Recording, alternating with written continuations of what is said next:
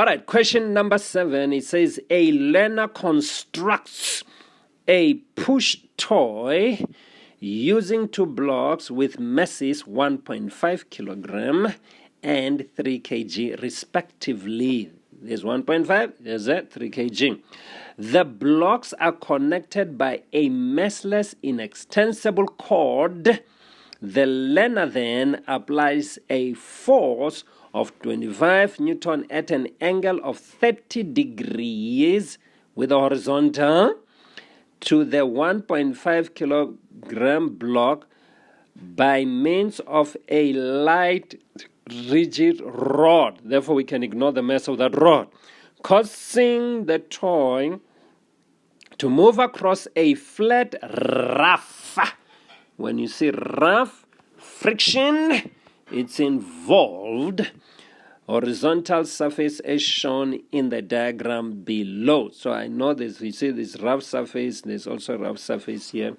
I'll do just zig, zig, zig, zig, zig, to show this. It's rough there. It's intense there. All right. So now we can see there's friction. All right. Now they say the coefficient of kinetic friction mu subscript K between the surface and each block, okay, and each block is 0.15. Okay, the mu K is 0.15 here, and also there's 0.15 there. State Newton's second law of motion in words. I'm going to say it again. We are stating the acceleration equated to the resultant force or the net force over the mass.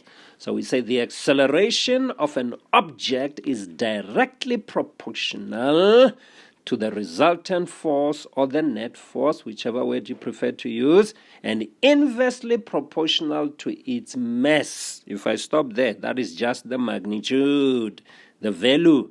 Then I continue to give it direction because this is a vector quantity, and the direction of the acceleration, it's in the direction of the resultant force. Now I've defined it as a vector. Now let's continue. Now they're telling us calculate blah blah blah blah blah blah. We're not worried about that. What we do, what we have learned, we're going to go to each block, show the forces. So I'm going to look at the 3 kg first. Here we've got a tension towards the right, and going to the left, you've got a frictional force of which we know not, and then downwards, you've got the force of gravity, which is going to be 3 multiplied by 9.8. giving us nothing else but 29.4. Remember, this is your force of gravity. And going upwards, you've got F subscript N, or just the N, which is the normal force, since these are the only 2 vertical forces. So that's going to be 29.4. It's going to help us to get the friction here. Let's do it immediately. Remember, friction, it's given by the mu multiplied by the normal force. The normal force is 29.4. The mu, it's given to us here to be 0.15. Times it by 29, that number. So times by 0.15. And then we're getting the frictional force to be 4.41 newtons. All right, newtons. All right, so everything is taken care of here. If they want a free body diagram, all right, put a dot and represent that object with a dot. Then we shift the gear. We now come to this one here.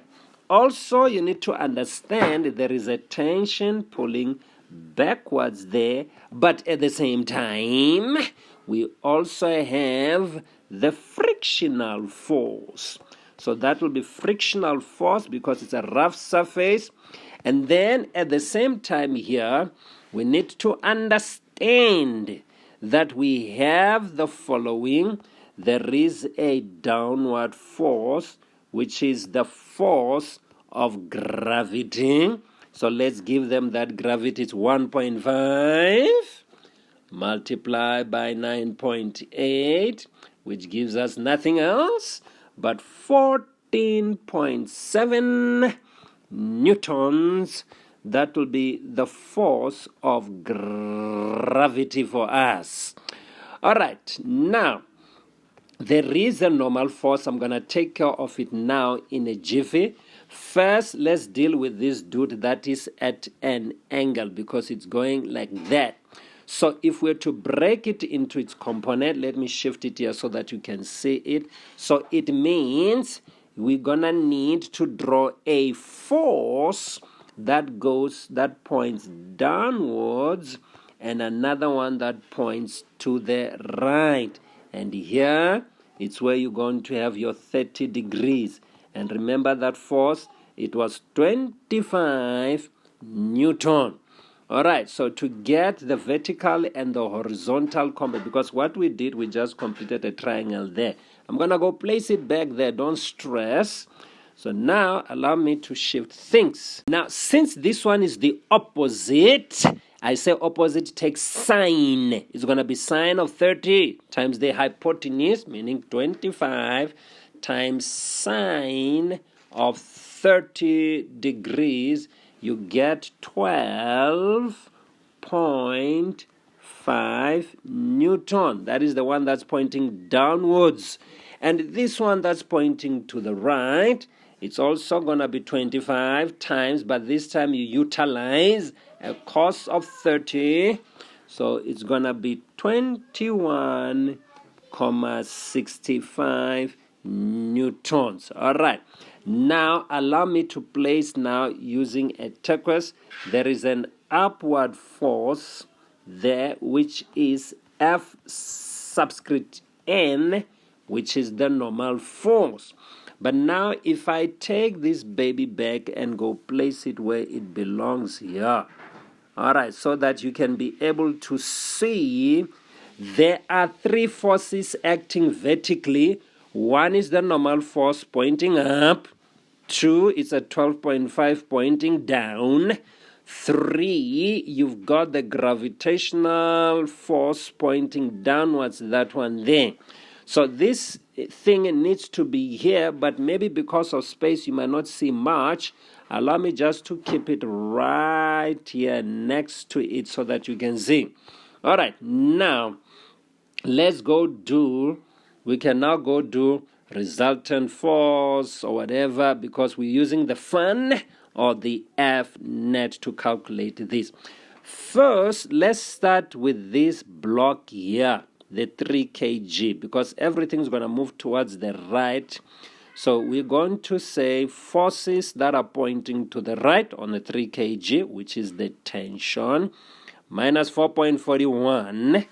All right, so let's write that one down. So it's going to be T minus 4.41 equals to the MA, which is 3, multiplied by the A.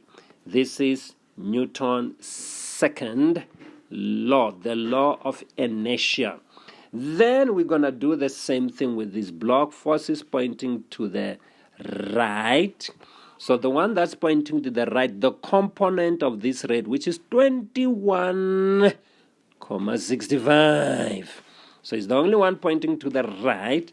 So we're going to take right, which is 21.65, minus those who are pointing to the left, which is the tension and the friction.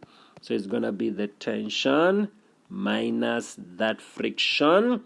We're going to get that friction. I'm going to show you now. And then the mass, MA, it's 1.5. It's 1.5 times by the acceleration. The beautiful mathematicians will be calling that equation 1. Somebody says, why did you call that 2 and this one? It doesn't matter. You just have two equations. Does it matter, really? It doesn't. All right, now, here we go.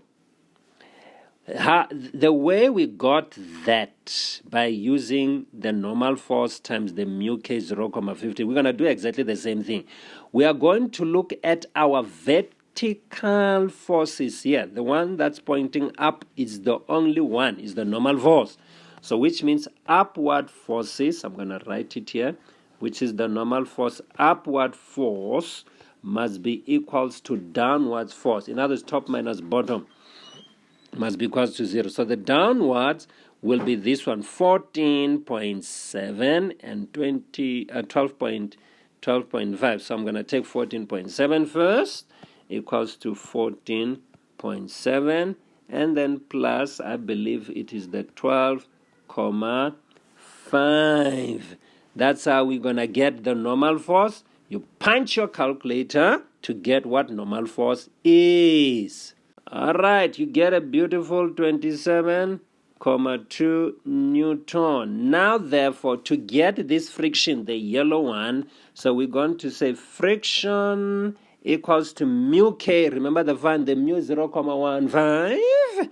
So we're going to take 0.15. We need to multiply it by the 27.2, and we get a whopping 4.08 Newton. So now I can immediately go back there and remove this beautiful guy. It says Puma Wena, and I'm gonna put in the 4.08 there. Then I've got all my equations with only two unknowns: tension, acceleration, tension, acceleration. So I'm going to use the white one here. I'm going to solve for t. I love to solve for t first all the time. So I'll say t equals to 4.41 plus the 3a. Then I need to take that, substitute it in here, but put that in a brackets because the negative will affect the 4.41 sign and the 3a sign. But I'm going to put them there, already changed those signs. So we now have 21.65, substituting there, but signs are already changed. So it's negative 4.1 and negative 3a, and then minus 4.08. All of that equals to 1.5 acceleration. So what I'm going to do, I'm going to take the a, will go over that side. You're going to end up with 4.5. Then I'm going to add all these numbers together. Let's do it. We get 13.16 for the numerals. The a's gives us 4.5.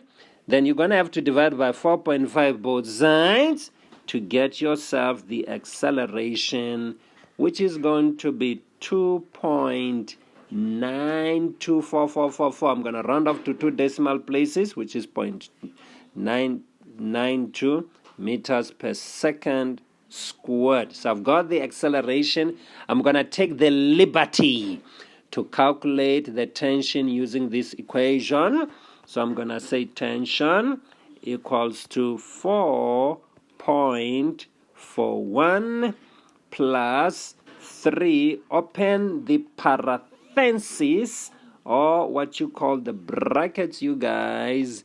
Close the brackets. We work it out to get the answer. Tension becomes 13.17 newtons.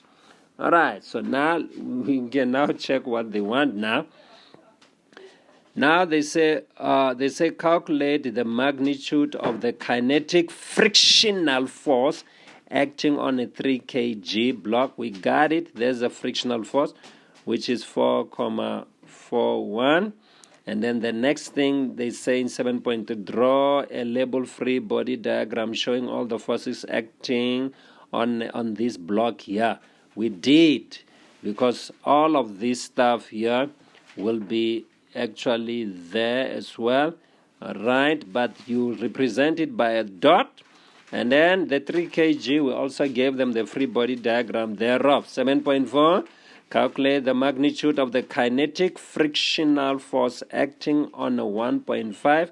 We got that frictional force. We worked it out here, which is 4.008 newtons. And then they say the tension in the cord connecting the two string.